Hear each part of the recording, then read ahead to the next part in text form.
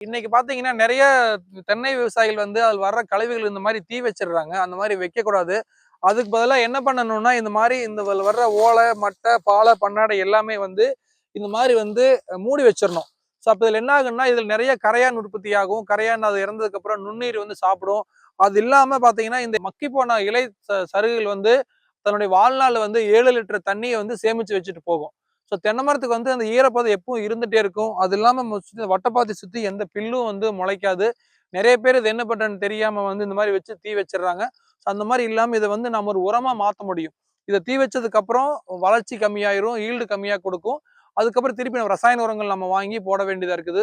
இதனாலையும் நம்ம கிருமி நுண்ணுயிர்கள் செத்து போயிடும். நீங்க ரசாயன உரங்கள் கொடுக்கறதுனால நுண்ணுயிர் செத்து போயிருது. ஸோ உரங்கள் வெளியிருந்து வாங்காம நம்ம தோட்டத்தில் வர்ற கழிவுகளை வச்சு நம்ம உரமா மாற்ற முடியும். இது எல்லாருமே நீங்க ஃபாலோ பண்ணலாம். இது நம்மளால இந்த வீடியோ நிறைய பேசியிருக்கிறாரு. நீங்க அதை பார்த்துட்டு கூட நீங்க பயன்படுத்த முடியும். நன்றி, வணக்கம்.